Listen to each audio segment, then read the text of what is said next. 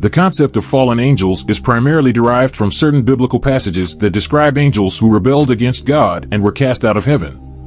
While the term fallen angels is not explicitly used in the Bible, the idea is rooted in various biblical narratives. The key passages that are often referenced in discussions about fallen angels include 1. Isaiah 14 verses 12 to 15, King James Version. How art thou fallen from heaven, O Lucifer, son of the morning? How art thou cut down to the ground, which didst weaken the nations? For thou hast said in thine heart, I will ascend into heaven, I will exalt my throne above the stars of God, I will sit also upon the mount of the congregation, in the sides of the north, I will ascend above the heights of the clouds, I will be like the Most High.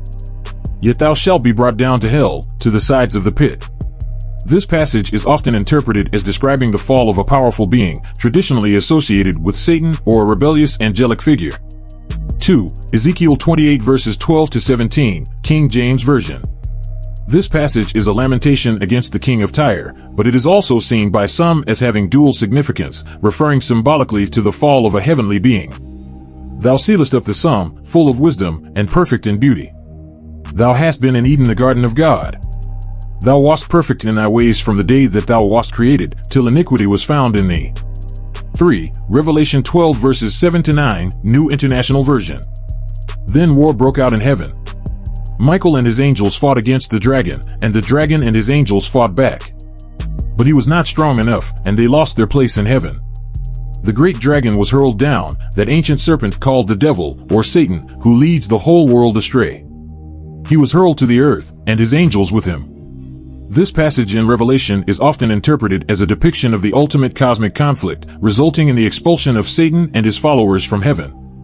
4. 2 Peter 2 verse 4, New International Version. For if God did not spare angels when they sinned, but sent them to hell, putting them in chains of darkness to be held for judgment. This verse suggests that certain angels sinned and were subsequently confined, awaiting judgment. 5. Jude 1 verse 6, New International Version.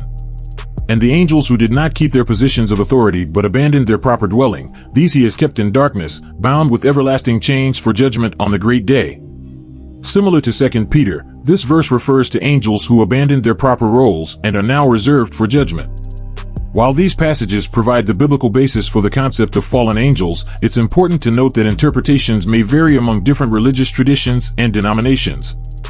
The idea of fallen angels is more developed in later theological and literary traditions, and specific details about the nature and actions of these beings may differ among interpretations.